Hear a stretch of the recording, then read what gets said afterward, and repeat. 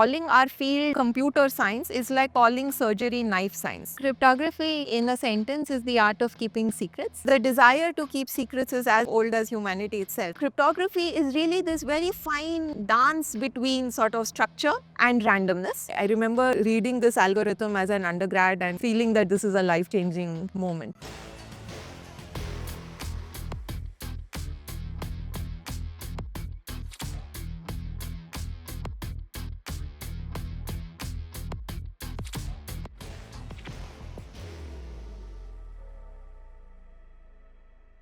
Hi, my name is Amrit.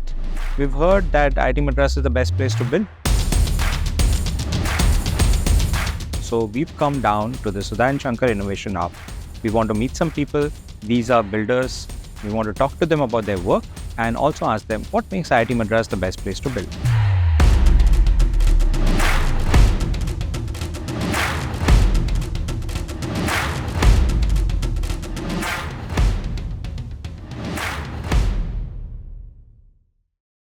Hi, welcome to the Best Place to Build podcast. Today we are sitting with Professor Shweta Agarwal. She is a professor of computer science at IIT Madras. Her area of interest is cryptography, so I've brought my ruled notebook to take notes. She holds the Venki Harinarayan and Anand Rajaram chair and has won numerous awards, including the Swarna Jayanti in 2020. Welcome, ma'am. Thank you so much. It's good to be here. Ma'am, let's start with what is cryptography? I think maybe it's obvious in your world, but it's completely alien to me. So, cryptography, in a sentence, is the art of keeping secrets. Essentially, there are different goals that you might have, such as wanting to communicate with someone in private, or when you're talking to someone, you may want to convince them that you are the person that they think they are talking to. So, there are different goals that you might want to achieve in a secret manner, right? And cryptography is the science of enabling that. So what I know of this from whatever you said is, so I watched Imitation Game, which is a movie about Yeah, Alan Turing right. steam breaking the Enigma code. So can you tell us where we started from in cryptography and where we have come to? Yeah, so cryptography is really an ancient field, though it may not have been, given this name until much more recently. But it's, the desire to keep secrets is as old as humanity itself, right? So you have like these very, very old codes like the Caesar cipher and so on, where essentially if I want to say something in private to you, I replace each letter by, the letter 5 steps ahead of it or something like that. So, the field in its original form, I think, has always existed as long as humanity has existed. The movie you mentioned, and I mean, the war and the efforts of building unbreakable codes, of course, took on like a profound importance during that time. And the field as we know it is actually also in a way inspired from what happened during the war, which is that, a bunch of really smart people put together a really hard code to break, what they thought was a hard code to break, but they missed something, right? And that's what led to the break of the code. So modern cryptography seeks to kind of address this problem by saying that, we will prove to you mathematically that the only way that you can break our code is by solving some, very hard mathematical problem. So in some sense, all attack vectors can be reduced down to like this one question of can you solve so and so problem. And then if you choose this underlying problem as something that, maybe mathematicians have tried for like decades, and you have a lot of confidence that this problem is going to be very hard for any attacker, then you can have much more confidence that your code is secure. So that is the Okay. field of modern cryptography. I understood. So let me just say that, for example, if I use a Caesar cipher, then the code to break is that I have to figure out that this is 5 letters ahead and I just have to go back 5 letters. But we have come to a place where figuring out how to break this code has become much harder. Yeah. And I'll ask you in a bit about hard. What do you mean by hard? Because I think what I mean by hard is in sense of the word hard, but maybe you are using a more mathematical definition. But before that, in the movie, and because we started from there, and because you said that a lot of it started from the war effort, in the movie, the Germans developed this code, and the Allied powers are trying to break it. Is it that I mean, it feels like a national security kind of issue, but why do we, as normal people or normal businesses, why should we care about cryptography? So first of all, I mean, if you lose wars as citizens, Everybody has. everybody has to care. But that's a good question you raised, because obviously it has a lot of real world implications even outside of defense considerations. So, for instance, all of us are doing online shopping now. Now, when you do online shopping, you use your credit card information, right? And this credit card number and its CVV code, etc., and the OTP, this is all traveling over the network. So, if there's an eavesdropper who's listening into this information, right, she can intercept it and use it to make other purchases of her own. Well, not the OTP, but for instance, if it's just the card number and CVV. So, you need to encode this information for it to be secure even to travel over the network, right? So, this is a very basic example of where cryptography is used in day-to-day life. But there are lots of others, like let's say that, two companies want to figure out whether they should merge or not. Will it be profitable? Now, before the merger, you don't want to reveal your assets to the other company. But computing whether the merger is going to be profitable requires information about the assets. So, one way that cryptography can enable this is that, you can run a so-called multi-party computation protocol. Okay. Where the two of us have private inputs, right? And we're interested in computing some common function, and there's a mathematical guarantee that each party will only learn the output of the function, but nothing else about the other person's input. So, it has really very wide applications. Fair enough. I guess I mean, just reducing it back to the personal, if I want to share with a bank that I'm worthy of certain financial Yeah. instrument, but don't want to divulge my assets, That's right. okay, great. So you use the word eavesdropper, and then I think earlier you used the word attacker. Yeah. Are these terms that are used often in this field? These are terms that, they get used in almost every sentence. But when we're thinking of these terms from the cryptographic perspective, really these are not people but algorithms. So, we're really thinking of an algorithm which takes some information and, can it do something useful with that information. So, Okay. Yeah. So are these the same, by the way, this eavesdropper? and no, attacker? they are not the same. So, an eavesdropper is a particular type of attacker who passively listens on a channel. But an attacker could be able to do more. So, for example, an attacker could be an algorithm that not only listens but also somehow changes what is being sent on the channel, right? So, all kinds of attacks are possible. Fabulous. So let's go back to the word hard. You used the word hard problem. Yeah. I assume that there's some definition to that. Yeah, so at a high level, by hard, what we mean in computer science is that no efficient probabilistic algorithm should be able to solve this problem. And by efficient, polynomial time is the technical term that we use. But for all practical purposes, this just means that, your fastest supercomputer should not be able to solve this problem. Okay. All of them put together also should not be able to solve this problem in any reasonable time. And the reasonable time here, depending on your application, it could be 10 years, like if it is just, some very local application, or it could be, the age of humanity. So, you can kind of vary the kind of security that you asked from the scheme and set the hardness parameter accordingly. It's very interesting. Again, going back to the movie, because that's really my only reference point to cryptography. What happens is I that just want to say that real life cryptography is cooler than this movie. oh, fair enough. But to my point, there was a day limit that the code changes every day. Yeah, So they had to sort of face to solve it within a day. I want to just dig deep a little bit onto this because maybe I don't understand it as well. I have a very superficial understanding of the word algorithm itself. So what does an algorithm mean in a theoretical sense? An algorithm is, just a sequence of steps that will solve some problem for you. So, there is some problem, right? There is some input and there is a specification of what output you want. And the algorithm is the sequence of steps that tells you how to go from the input to the output. Okay, and what would be an example of an algorithm that's used in encryption or decryption? Multiply a matrix with a vector.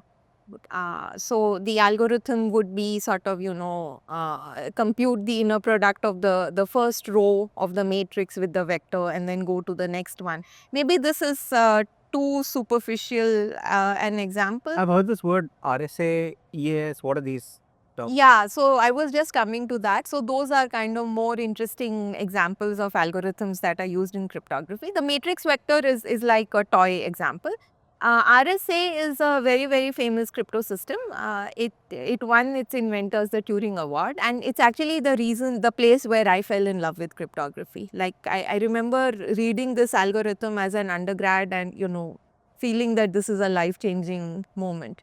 So it's this very clever algorithm which shows you how to take some message and convert it into a ciphertext, what we call a ciphertext. So the input is the message, the output is the ciphertext. There's also some random coins that the algorithm flips along the way. And it does a sequence of operations that will convert the message into something that is unbreakable. So now the ciphertext, if I send it on the channel, you can, read it, you can try everything you want, but unless you can solve some very hard problem, which is considered infeasible, you cannot reverse map it back to the message that you started with. Okay. But somebody will be able to reverse because it has to be decrypted, right? Very good. So that's very important. So the point is that RSA is what we call a public key encryption scheme. So here there is a public key and a secret key. And in order to encrypt, you only use the public key. So anybody can encrypt. So this encryption algorithm, anybody can run it. But the decryption algorithm needs a secret input, which is the secret key. So now this kind of reduces your task to just keeping the secret key secure. So if the secret key is secure, then your ciphertext is unbreakable. But of course, if you have the secret key, then you can get back the message. As you're saying this, I remember some memes, internet memes around people sharing their private key or public key on GitHub or something like that. So I would generate a private key and a public key. I would share the public key with the people I'm interacting with, Yeah, and keep my private key to myself. That's the yeah. idea. And so then I don't need to worry about what the RSA algorithm actually does. I just have to keep the private That's right. Yeah. Okay. So far we have spoken about what is cryptography, P versus NP, polynomial time is what you said, and what is a hard problem, and some algorithms we So said. we didn't actually talk about P versus NP, but this is at the root of the hardness question. So P versus NP is the most famous problem of computer science, and it's still open. So it's something that shows us how little we as humanity know about science, right? So it's a very basic question. P is the class of problems that can be solved efficiently. NP is the class of problems whose solution can be verified efficiently. Now, obviously, if you can solve a problem efficiently, you can also check the answer efficiently just by solving it, right? But there can be problems which you don't know how to solve, but if you're given the answer, you can check if it's the right answer. And the question is, are these two classes the same? So, cryptography at the very least requires that these two classes be different, because you should be able to base the hardness of your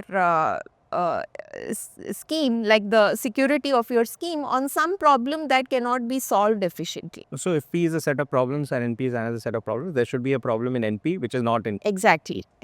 And do problems move from here to there over time? Yeah, that's a good question. So yes, I mean, there are problems for which we find polynomial time algorithms which were not known before. So certainly, yeah.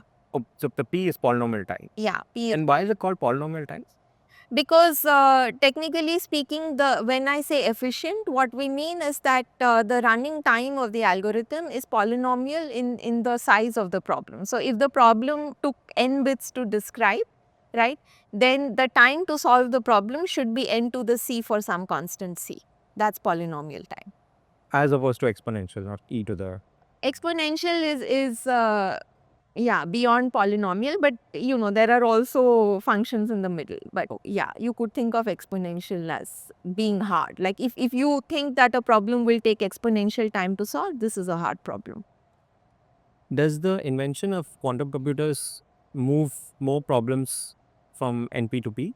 Is Good. that- So actually, P and NP, the way that we define them are with respect to classical computers. I mean, you can define these these classes correspondingly in the quantum setting. And I think the short answer to what you're really asking is that yes, there are problems that were classically considered hard that became easy in the quantum setting.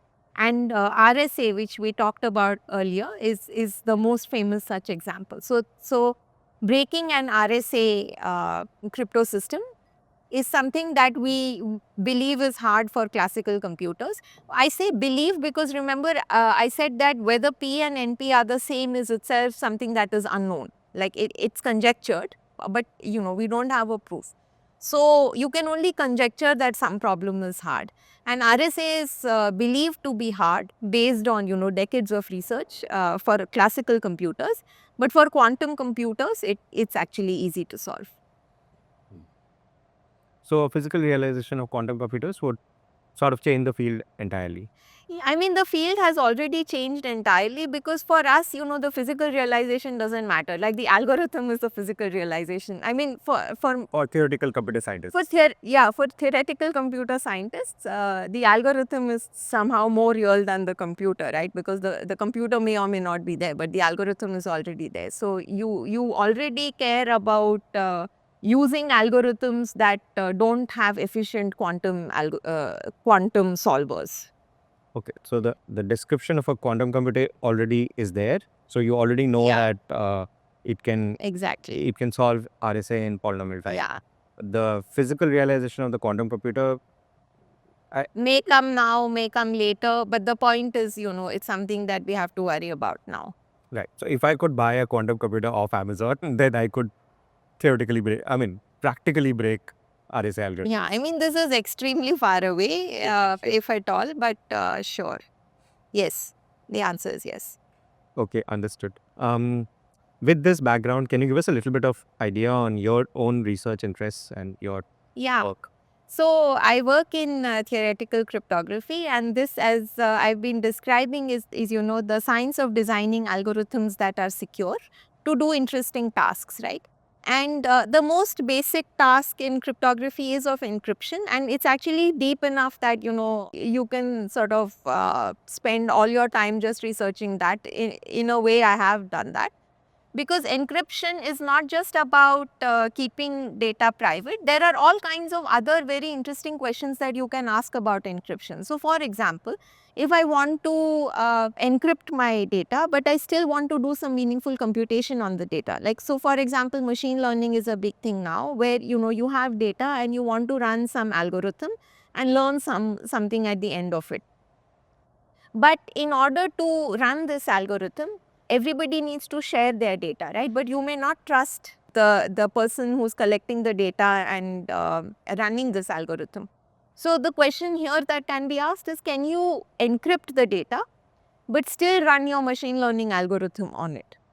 And this is something which, if you think about it for a bit, it seems like it should not be possible, right? Can I just the example that I have learned from your earlier talks is one of medical researchers Yes, yes. looking at a mass number of people's That's right. health data, For example, or genomic data. genomic data. So I often use this example because I think it's very relatable. Like everybody will agree that, medical research is one of the most important fields of research, right? And now you have all this genomic data that could potentially be used for medical research.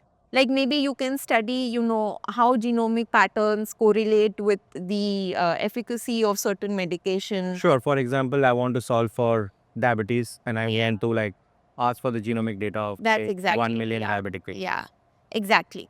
So now the point is that these 1 million diabetic patients are not going to be excited about sharing their genomic data with anybody because genomic data is something very, very private and sensitive. Yeah. So the question will be that, can I encrypt it and still have you do the research you want?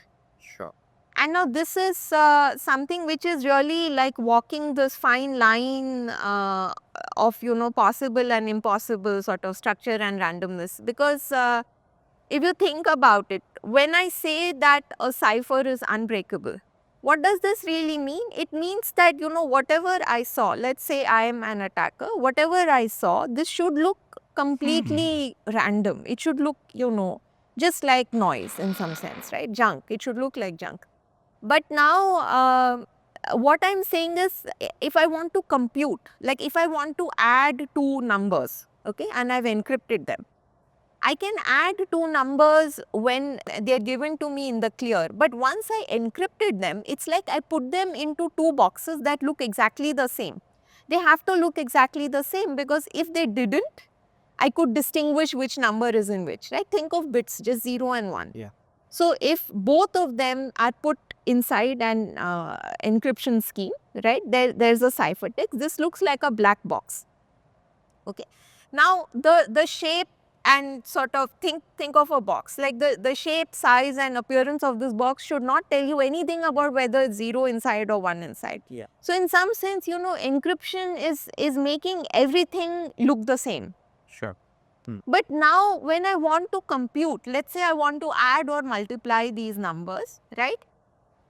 I cannot do that if it's the same object, Sure. right? Yeah. So in some sense, you know, cryptography is really this very fine dance between sort of structure and randomness, where the randomness is, you know, that everything looks random. So there needs to be a computational hardness which says I cannot recover 0 and 1 given this box. Yeah. But there needs to be somehow some hidden structure in this random looking object that allows me nevertheless to add, multiply and eventually decrypt. So this image I'm getting in my mind is that I don't know if this is accurate, but I will share anyway. Suppose you know, you've seen these large container ships which have like 1,000 containers, and so they all look the same. Maybe the color is slightly different. One is orange, one is blue or something. So there's some data inside the container. I need to run a computation on what is inside, but I should not be able to see it, and I can only see containers. But Yeah. my algorithm can figure out whatever computation it needs without actually having access. Exactly. Exactly. So it's like saying, so here I'm not even allowing different colors, right? All these containers look the same. Let's say, you know, they're just all boxes of the same shape and size and the same color. Now what I'm saying is, I take, you know, 5 million black boxes, okay? Each one has the genomic data of 5 million people. I do some magic, right? And I give you a box which contains the answer of whatever you wanted to compute. Sure. And I manage to also give you a secret key which opens this box in a way that the secret key can only open the box if the computation was done correctly. Like if you did some illegal computation, which is to say, you know, you took 5 million boxes, but you said, you know, the computation I'll actually do is just extract Sure. gene sequence of so and so person, Yeah. right? If this is the computation which you actually wanted to do, the key will not open that box. Okay. So only if you did the correct computation, which is, you know, whatever maybe everybody agreed. So everybody agreed that, okay, you know, since I'm diabetic, I contribute my data to studying, you know, something that will help diabetes, right? Everybody signs off on that. And now I can give a key which only opens the computation that everybody signed off. Understood. So the encryption is specific to that request. That No, the encryption is not specific. The encryption is actually, it can be done. So that's a very good point, because if the encryption were specific to that request, it would be a much easier problem. The encryption is just encryption. It's not married to any particular functionality. But I could, you know, use different authorized functionalities to compute on the same ciphertext. Like, because a person is so many things, right? Like, so, you know, maybe a person is diabetic, but, you know, maybe she is also, I don't know, like a ballet dancer or a professor or whatever. So you could be having a different study, let us say, that, you know, requires you to collect the data of all dancers together. And maybe she's also okay with that. So for each new study, she does not need to encrypt her data differently. Okay, I feel like I understood it. Is this what is called functional This is cryptography? called functional encryption, yes. Okay. And this has been one of the core things that I have worked on, like designing algorithms to enable this. Okay. And in particular, since we talked about quantum, right? In particular, the solutions I care about are those that we think will be secure even in the quantum regime. So even if there are quantum algorithms that are trying to break open this ciphertext, even then these constructions should remain secure. I've also I went through the page that the department maintains on your work, and I noticed something called attribute based cryptography. Is this Yeah. related? This is related. This can be seen as a special case of functional cryptography. So here you're not actually computing on the private information, you're computing on sort of attributes of that information. So, think of a file whose contents are secret, but I encrypt it against some kind of access control policy. So the access control policy could say that only members of the computer science department at IIT Madras, who are staff or faculty but not students should be able to open this file, something like that. Then I can give out keys to people, right, based on their attributes. So if you're a professor, you have the attribute professor. If you're a student, you have the attribute student in your key, and it will kind of come together and work that only if your attributes satisfy the access control policy can the file be decrypted. Nice, interesting. So okay, I have a sense of this. I also read something called lattice based cryptography. Is it Yeah. also a field of No, so this is not an application. Lattice based cryptography basically means building cryptography from hard problems on lattices. So this is a class of hardness assumptions. This is a class of hard problems. So sort of these are problems that would replace, for instance, factoring or discrete logarithm or other problems that were quantum broken. And the cool thing about lattices is that maybe they receive a lot of attention now because they are conjectured to be post-quantum secure. But the cool thing is that the mathematical structure that they offer is so rich and so different from the previous number theoretic structures that we had, that you can do all kinds of very cool new cryptography that was not possible before. So it's not just a solution to, or a conjectured solution to the quantum threat, but it's also a door of opportunity. Like it can lead you to cryptography that's really new and different and much more powerful than what we knew before. Okay, cool. I also want to sort of, from my reference point of how I understand the word hard problem. In my engineering course, we learned the Navier-Stokes equation, and we heard that that's a hard problem. Is it the same thing? So I don't know about this particular hard problem, but essentially when we say that the problem is hard to solve, it just means that if I'm given the input, so let's take factoring because I think everybody knows this problem. So the factoring problem is that I give you a number which is the product of two large prime numbers, and I want to figure out the factor of the factors of this number, right? So now a trivial way to solve this problem is kind of just go brute force, right? Try 2, 3, 5, 7, just keep trying all the prime numbers till you hit a factor. Now this process, right, it takes exponential time in the size of the input. So if the number is n, right, it can be represented in log n bits, and this brute force algorithm will take time root n, which is exponential in log n, right? So basically the conjecture there is that more or less this is the best you can do. So I say more or less because there are more clever things that you can do than just this brute force, but nothing that kind of changes the order of hardness significantly. Sure. For a classical algorithm. Okay, understood. I will go back to my notes and check whether Navier-Stokes qualifies. Mm, Can I just zoom back a bit and you are a professor in the computer science department. Yeah.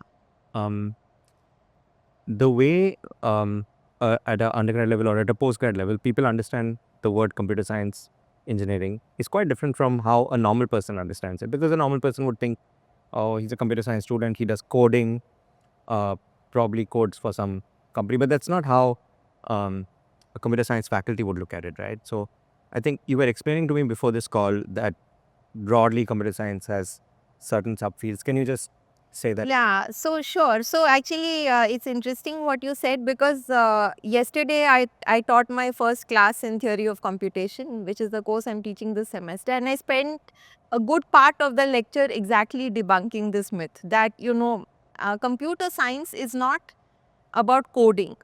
Not about programming. So there's a very famous quote by a computer scientist called Dijkstra, and he says that calling our field computer science is like calling surgery knife science. So a computer is just a physical realization of some of the ideas in the field. But our field is not about computers. It's about computing.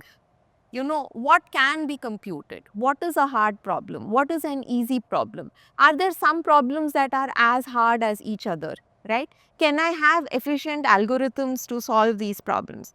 When I say efficient, how much time does it take? How much space does it take? How much parallel time does it take? If these problems cannot be solved, can I build mathematical codes? So not programming codes, but Algorithm. algorithms. Can I build cryptography from it, right? So these are the kinds of questions that are asked in the science of computing. Now, the science of computing has developed a lot, right? So there are also a lot of really cool things that have happened since we started asking these questions. Like we built computers, which is obviously very cool.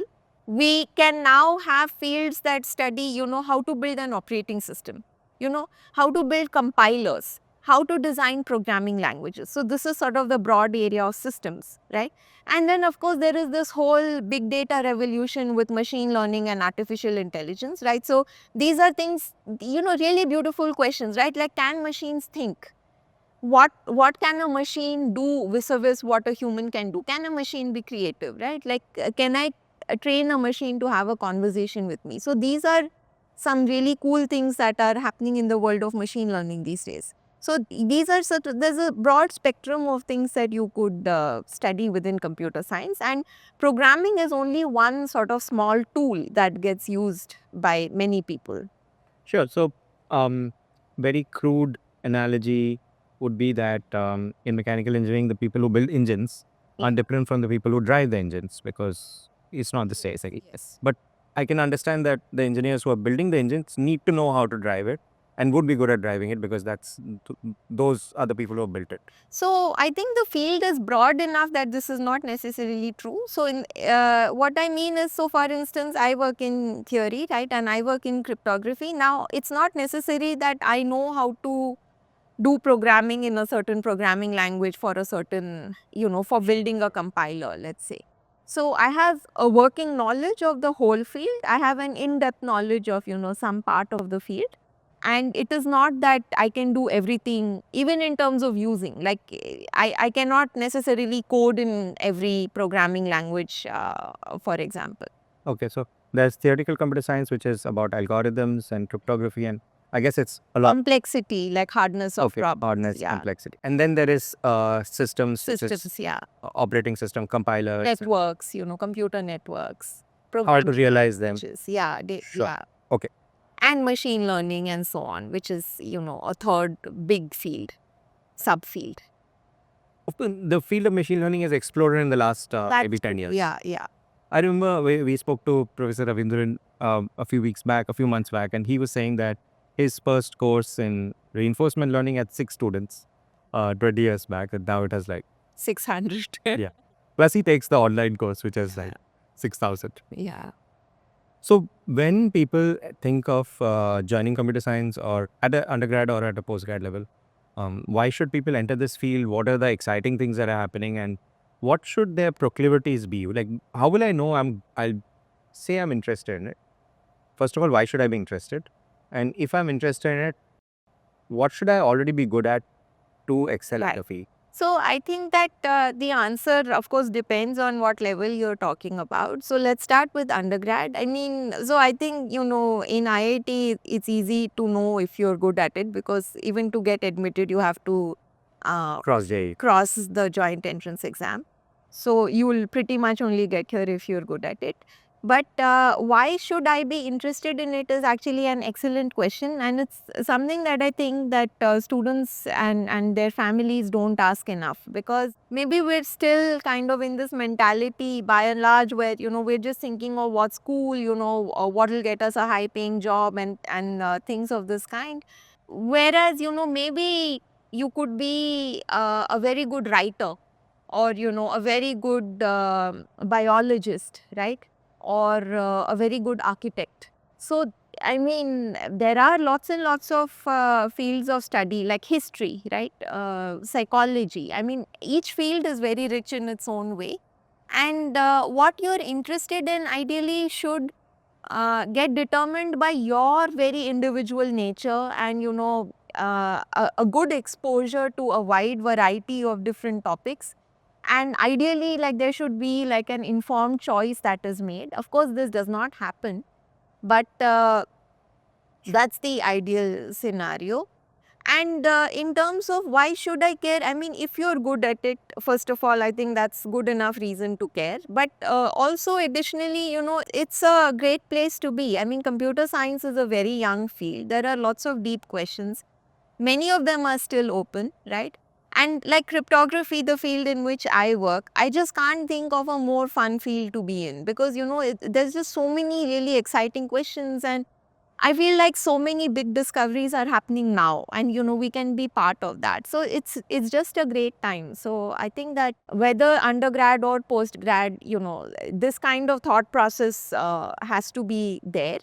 At the postgrad level, of course, it's much more. The hope is that, you know, it's much more informed. If you did your undergrad in whatever field was right for you, right, then you've had an exposure to topics that might be potentially interesting to you. And then the postgrad is a place to kind of go deeper into something and kind of really get to business.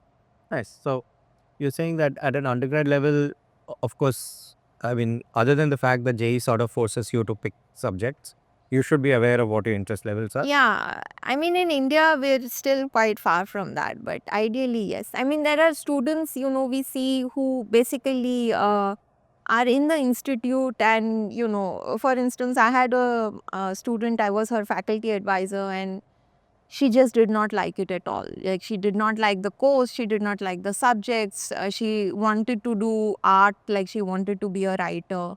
But there was so much pressure on her to kind of stick on, and, you know, she was trying to get out of the program, and her parents would call me and say, "Ma'am, please don't let her quit.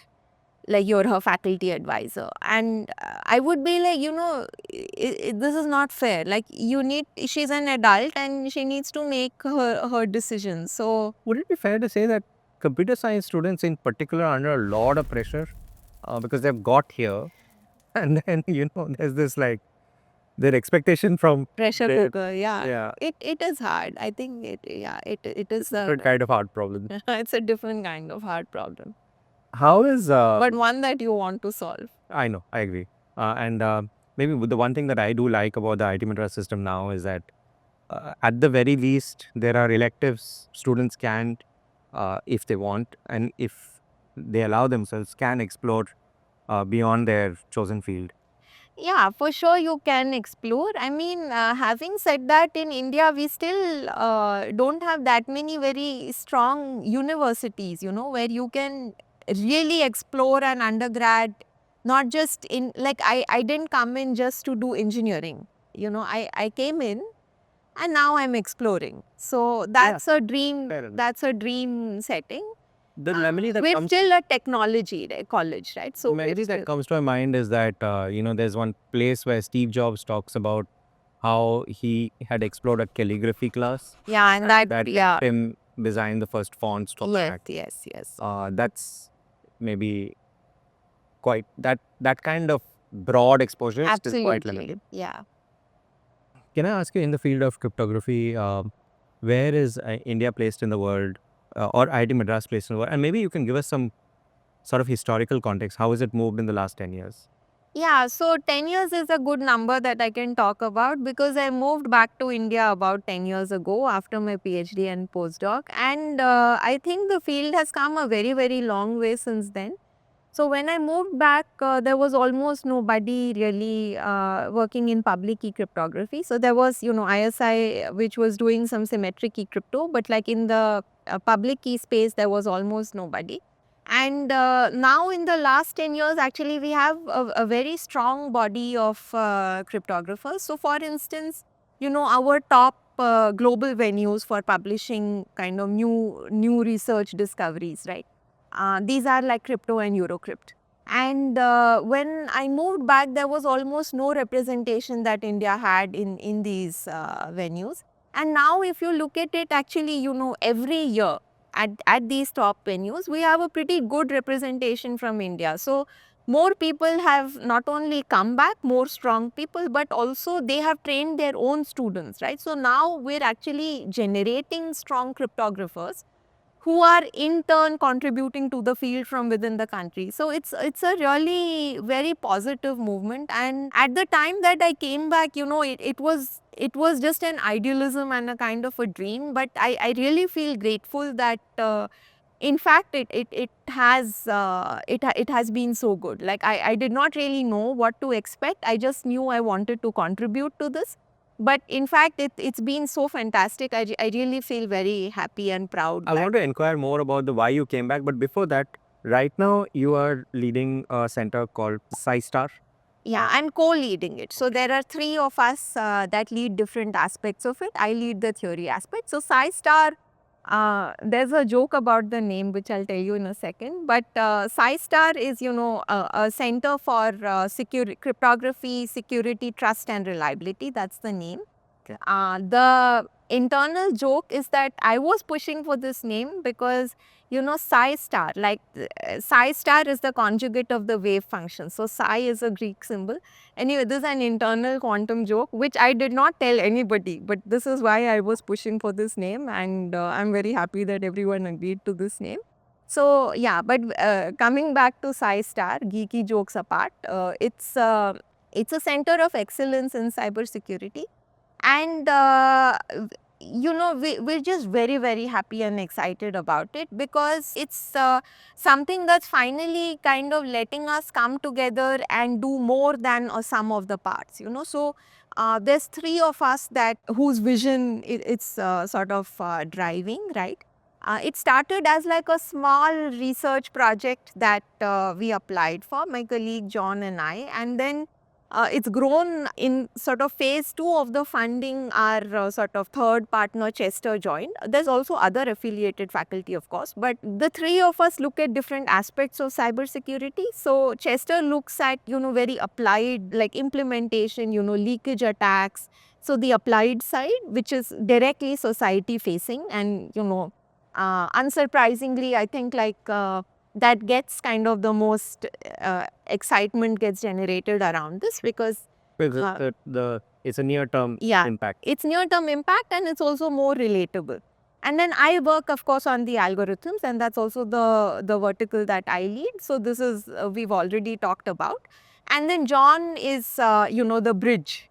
So he leads this, a kind of defining theoretical models coming from the real world or applying theoretical ideas to real world problems. So he's really like a distributed computing guy who understands aspects of both and makes connections between them. So we now have this and we've hired some amazing staff like administrative staff, which helps us to do a lot of outreach, hackathons, winter schools, startup incubators, and it helps us to pay our PhD students more. We're hoping it will help us to attract more students. So it's just a way to sort of really dream big and put those dreams on paper. The other centers that are there in ITM are sort of like more. I don't know if this is true, but you can correct me. Are interdisciplinary, have a broader focus. Here, it's a clear, focused effort around cryptography, right? Not cryptography, cybersecurity. Cyber- So sorry, cryptography is just the map of cybersecurity, right? There's a lot more. I mean, there's systems building, right? So there's systems, there's applications. So that's actually the point of the center. And cybersecurity is so wide that already, like, we cannot do all the things that cybersecurity is. So for example, we don't have people whose expertise is, machine learning for cybersecurity. So there, I'm trying to say it's a very wide field, right? Theory is one aspect of it. There's a lot more. And as a center, what we're doing is, we're trying to play to our strengths. So we don't claim to do everything, but we're trying to take a holistic view of the problem of cybersecurity, bring in all these different perspectives, and try to implement a vision, like I said, which sort of spreads the excitement, the awareness, tries to really build experts for the country. Nice. Since you shared the internal story behind SciStar, I want to share something with you. Yeah. When CFI was set up, maybe about 15 years back, I was involved in the naming. Oh, And CFI is called like that also because the number 5, the Greek letter phi, is used as a letter for phase, and C is the letter used for constant. oh, So it's constant phase, and the assumption is that it's a lead. It's a leading angle. So it's a constant phase lead. So C phi, but we needed to sort of integrate it with yeah. everybody understands. So So CFI. similar to size. Yeah. Nice. Professor, we spoke a lot about the work you're doing and the field itself. But also, I have seen you in various forums talk about women in STEM. Would you like to sort of share your opinion and your views on that? So, I mean, is there a particular question that you have? I don't know. I feel like sometimes I'm so removed from this topic. Also because technically I'm a marketing person, not even in STEM, right? I'm not even aware of the challenges. I broadly know that there are fewer women in STEM than men. Yeah, I think actually in India, the numbers are not as skewed as even in some developed countries. I think the challenges in India are quite different than, for instance, in the US, where I did a lot of my education. I think in India, the challenge is not that at the undergrad level, people think that women cannot, go into STEM. In fact, we have lots of girl students, maybe not at the IITs. That's a different problem. I mean, that's because the IITs are not co-located with homes, right? There are few in the country, and students have to travel to be there. It's a residential college. So, yeah, parents of girl students are often much more reluctant to send their daughters. Of course, this is changing quite fast, but overall, Not just the IITs are residential, but the maybe some of the coaching institutions and yeah, right, the- right. the- Leading up to it, yeah. they're also residential. Yeah. They're also difficult. Right, right. So, yeah, but I think that, at the undergrad level in general, we do see a lot of girl students. The problem is more that they sort of start, this crowd thins more and more as you go up. And this is due to kind of various reasons, many of them are social, cultural, perception issues, and so on. So, there are certainly challenges for women in STEM, and this is well documented. Like, so there is, for example, this famous experiment which was conducted several years ago called the head of the table experiment. And in this experiment, like, there's a picture, there are two pictures where there's a table and there are a bunch of people sitting around this table. And there's one chair which is clearly the head chair. And in one version of the picture, there's a guy sitting in that. And in one version of the picture, there's a girl sitting in that. And then these pictures are shown, one of these two pictures is shown to, random people. And they are asked, who do you think is leading this discussion? So when there's a guy in the head chair, right, 100 out of 100, everyone points to him. When there's a woman, 50 out of 100, they point to the guy next to her. So this is actually a very old study, but I would not say that this has changed very much. I think that particularly seeing women in leadership positions is something that society still grapples with. And you face resistance in unexpected quarters, because I think that even though now more and more women are accepted as part of the workforce, right? I think the litmus test is really disagreement. Like there is kind of a template of, see, this is all, very subjective, but this is my perception of the issue. Can you give me a minute? Yes.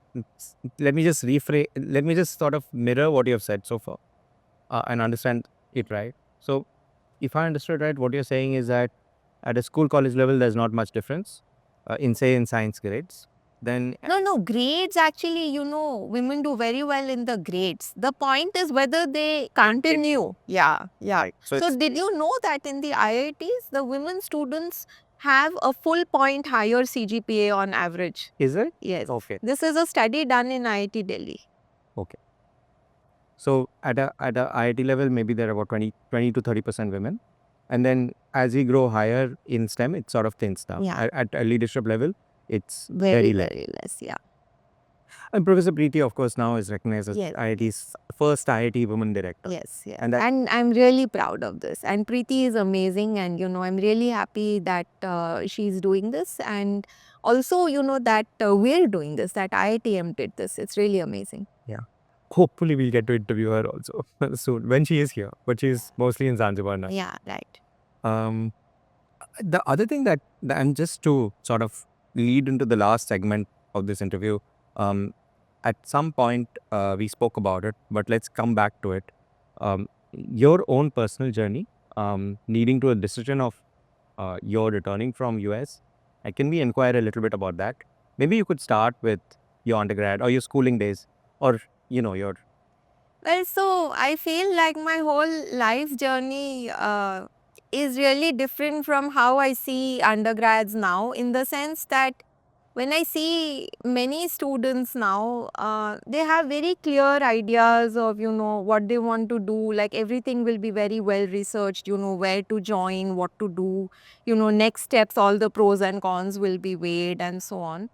In my particular case, I think that I never used to take anything super seriously, and I was just doing more of a random walk, like, just trying to explore things that I found interesting.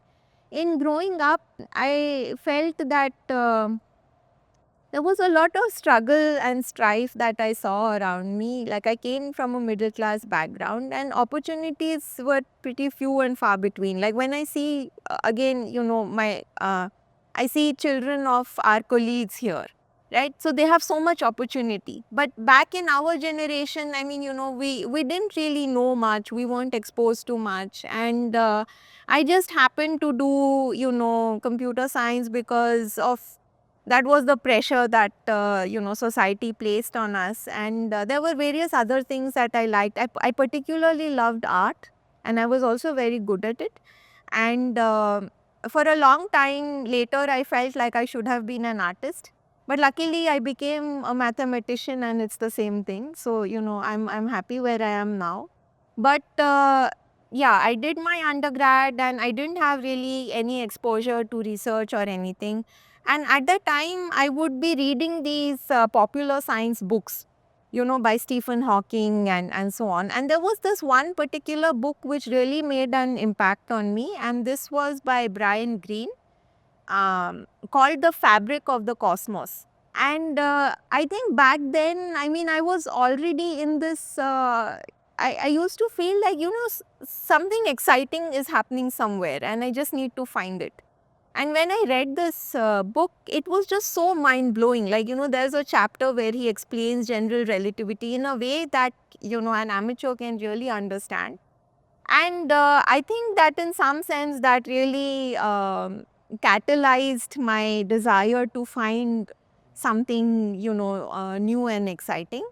And I just did like a brute force application to a whole bunch of universities. I got selected, I went abroad. Even when I did that, for my master's and subsequently PhD, I was still exploring a lot of things. In fact, I took a lot of art classes, I took a lot of math classes, I took some physics classes. Of course, I took computer science classes. So I was just very excited to learn. On your postgrad in the US. Yeah, this is during my master's and PhD. So cryptography also happened, really by chance. Like I was visiting a professor. It was supposed to just be a short 1 or 2 week visit about some particular question.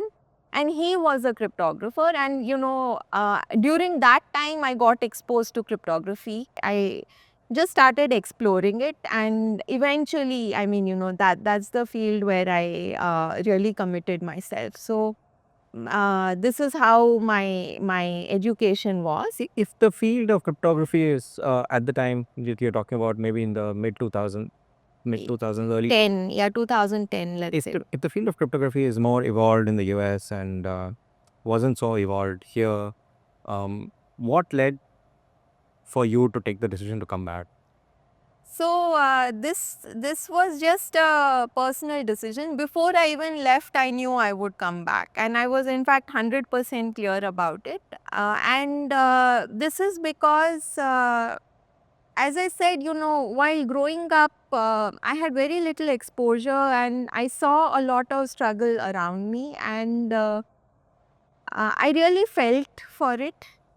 And eventually, I started feeling that, somehow in this developing country where opportunities are often so hard to come by, so scarce, so many talented people don't find these opportunities. I felt that I was somehow profoundly fortunate to have received the best of what this environment could offer. And you use the word random walk, which, by the way, is also a name of algorithm, right? Yeah, I mean it's not one algorithm but like a class of algorithms.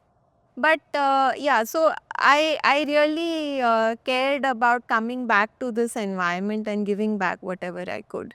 So even before I left, it was clear to me that I would always come back. And as soon as I finished my education, during my education, I also met my husband and my now husband, and he had the same dream. And so as soon as we finished our education, we just came back. So we did not even apply for jobs there. And I'm very happy with this decision. No regrets. And we are lucky for it. Yes. I think you mentioned maybe we can probably stop here, but we'll just explore it and see if it works, and then otherwise we'll cut it off. Professor, during our preparation, you also mentioned, and I just want to note that to the audience that the preparation for this interview was the hardest because I know nothing about cryptography and my research team also knows nothing. So we actually ended up learning a lot. Professor, during our preparation, you also used the word Atma Shraddha. I love the way you explained it. Could you do it for our audience? Well, it was in the context of something we were discussing. I feel that, we have everything that it takes. Like we as a country, we as an institute, we have everything that it takes. We have all the potential. But we're still not where we need to be, like, in science, for instance, right? So I feel that this is because somehow we're still in this post-colonial mindset where we feel that we need to go out to be cool, like to be, to be part of the excitement or something. And by the way, as I already said, even when I was a young person, I did go abroad. At that time, these opportunities were not there. Like now, things are significantly better. There are a lot of groups here that are on par with, like, the best in the world. But still, we see that students many times, they just want to get out. This is not based on any fact or any, objective measure of, the scientific output or the funding opportunities or even the salaries, which, can be very good now. But it's just based on this perception that, this place, this country is not good enough. I just need to get out. Sure. So this is, yeah. You're from a science field, but in my field, in marketing, I've seen people who have worked with us for 1 or 2 years and they apply to MBA colleges abroad And I'm looking at the college they've applied to, and I knew it's not a great college, and I had zero idea why they're going. Yeah, I feel the same way. Like, for instance, I have a course on quantum algorithms on NPTEL, which is our in-house MOOC, as you know. And, there are students who see this course and who write into me about it. And I won't name any specifics, but like, recently there's a student sitting in, University X in country Y, and writing to me saying that, I'm trying to work on this topic and I've been watching your lectures and can you guide me in blah and blah. And this student has done his undergrad at a very good college in India, right?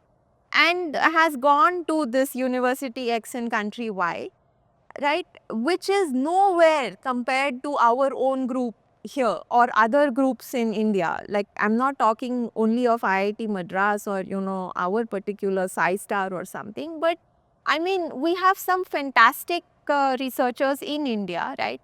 But students, this is where I was using the word Atma Shraddha. I feel that we lack this, as a people, we're still not fully there. We imagine that we don't have it by ourselves. Like, we need to get out, and only then we'll find what we want. And I want to share another story on this. One of the times, as part of our work with Ask IITM, one of the times where we were doing a sort of a sort of road show, you could say, in Bangalore, and we were describing all this work that students do here, all the work that professors do, and we were talking about the Hyperloop project that happens here. And I think there was like a sort of a cognitive dissonance with the audience, because the audience was in the mindset that this kind of work happens only, abroad. Only Elon Musk. That's exactly what I mean by Atma Shraddha. You see, that, you cannot, because you yourself relate to other Indians, right? And you don't have confidence or faith in yourself, you imagine that nobody here can be doing anything, really top class or important or whatever. So you don't even believe it. Yeah. Like, if we tell students, right, that, for example, look at objective measures of, for instance, in research, right, there are measures like citations or whatever, like for different fields it could be different, but they're not even at the place where they can start evaluating this question, because there is such a strong preconceived notion that I/we cannot do it, or at least cannot do it here. So maybe I can do it if I ship abroad, and it doesn't matter even where. Like, so by the way, it's not that I'm saying you should always be here, right? You need to make an informed choice. Like, what are your options? What are you good at? Like, what is the group good at? Etc. So just an informed choice, and indeed it could be the case that some institute abroad is better for you for your interests. That could certainly be the case, but it's not a given. Yeah, it's not universally true. It's not universally true. And Yeah. for specific research areas, we are actually doing really well. We're doing very well, yeah. And it would be almost like silly, I'm using a mild word, silly for students to assume that they have to go abroad. And It's not just students, right? I mean, it's our larger population. Like, we need to develop more confidence in ourselves, I think. Yeah, more Atma Shraddha. more Atma Shraddha, and hopefully through these podcasts, we can establish that this is really the best place to build. Thank you so much. But before we leave, I want to ask you if you are still doing art. I know you said it, you do it as a student. If that's something you do as an adult. Absolutely. And I do art, and as I said, cryptography itself is a kind of art. So in fact, I would say cryptography is a lot like abstract expressionism, which is one of my favorite movements in art. Because if you see abstract expressionist paintings, right, they are also a dance between structure and randomness, and that's exactly cryptography. oh, that's So- beautiful, because it's like I'm trying to tell you something, but not everybody will get it. No. It's actually, this sort of dialogue between form and formlessness. It's there, but it's not quite there. So, I mean, of course, the cryptography is one example of this in my mind. But of course, like in the artistic movement, there can be many ways of expressing this idea. Cryptography, in my mind, is one of the ways. And more broadly, I think that these distinctions between fields are all, unnecessary.